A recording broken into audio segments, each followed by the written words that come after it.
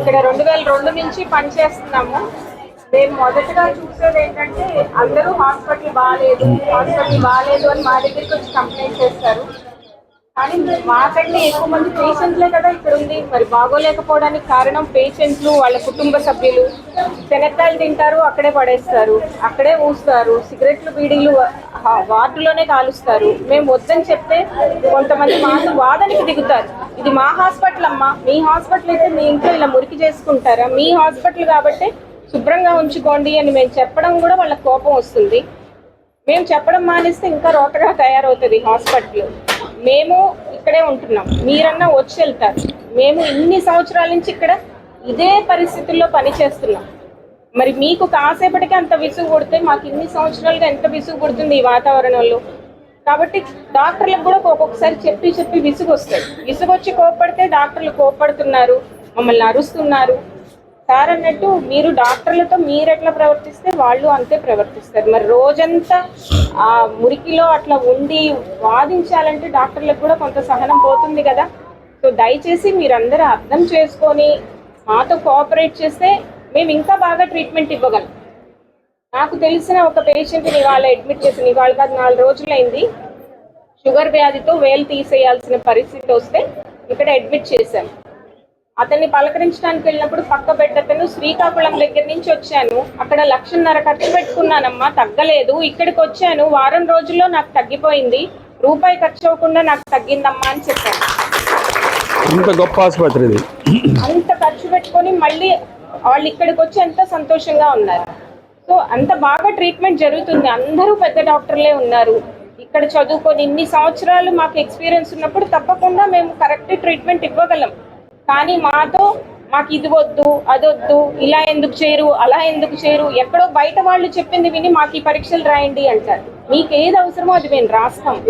ప్రతి ఒక్కళ్ళు మాకు వచ్చి ప్రతి నెల సిటీ స్కాన్ రాయండి అంటారు. అన్నిసార్లు చేయించుకోకూడదు, అది కూడా రేడియేషన్. అది చెప్తే వాళ్ళు నమ్మరు. మేమేదో మా సొమ్మేం పోదు, మీకు మంచిది కాదు అన్నిసార్లు రేడియేషన్ అని చెప్పినా కొంతమంది వినరు. మాకు తలనొప్పిగా ఉంది, సిటీ స్కాన్ చేయండి. ఎవరికి అవసరమో మేము తప్పనిసరిగా రాస్తాం. రోజు ఎక్కువ మందికి స్కానింగ్ చేయడం వల్ల మిషన్ కూడా పాడైపోతుంది. మళ్ళీ అది బాగు చేయాలంటే వేరే ఎక్కడి నుంచో ఒక మనిషి వచ్చి బాగు చేయడానికి దానికి 10 రోజులు 15 రోజులు పడుతుంది. ఈ 15 రోజుల్లో నిజంగా అవసరమైన వాళ్ళకి ఆ పరీక్ష లేకుండా చాలా నష్టపోతారు. సో ఇలాంటివన్నీ అర్థం చేసుకోండి. ఎవరికి ఏ పరీక్ష అవసరమో అది మేము తప్పకుండా రాస్తాము, చేస్తాము. ఆ పరీక్ష రిపోర్ట్ లేకుండా మాకు కూడా అర్థం కాదు కాబట్టి మేము రాస్తాము. అనవసరమైన పరీక్షలు చేయించము. కానీ బయట అయితే అన్ని చేయించారు, ఇక్కడ ఎన్ని చేయించలేదంటే బయట డబ్బులు వస్తాయి కాబట్టి చేయించారు. మాకు అవసరం లేదు, ఏది అవసరమో అదే చేయిస్తాం. కాబట్టి దయచేసి అర్థం చేసుకొని మందులు రాసి జాగ్రత్తగా వాడుకొని. ఇంకొకటి మేము గమనించింది ఏంటంటే ఓపీ స్లిప్పులు ఊరికినే వస్తున్నాయి కదా, వాటికి విలువ లేదు సార్ అన్నట్టు అక్కడే పారేసుకుని వెళ్ళిపోతారు. నెక్స్ట్ టైం మళ్ళీ వస్తారు, పోయినసారి మందులు వాడారండి, ఏదమ్మా మందులు చీటీ అంటే పోయిందండి. మరి బయట డాక్టర్ ఇచ్చింది పారేసుకుంటున్నారా, మీ డబ్బులు పారేసుకుంటున్నారా? దీన్ని కూడా అంతే విలువగా చూడండి. అప్పుడు మాకు అర్థమైంది, ఓకే పోయినసారి ఈ మందులు రాసాము, వీళ్ళకి పని చేయలేదు, మార్చాలి అనేది మాకు తెలుస్తుంది. అయితే రోజుకి ఇన్ని 100 మంది పేషెంట్లు పోయినసారి మీరే కదా రాసింది అంటారు. మాకు ఏం గుర్తుంటుంది? నెల క్రితం వచ్చి ఏం మందులు రాసామంటే మాకు ఎలా గుర్తుంటుంది? సో మీ చీటీలు జాగ్రత్త పెట్టుకోండి, మందులు జాగ్రత్తగా పెట్టుకోండి. డాక్టర్కి వచ్చినప్పుడు పాత చీటీ చూపిస్తే తొందరగా అర్థమవుతుంది, మీకు టైం తక్కువ అవుతుంది. మళ్ళీ మొత్తం అడగకుండా మాకు వివరాలు అందుతాయి కాబట్టి మీకు తొందరగా చూసి పంపించడానికి అవకాశం ఉంటుంది.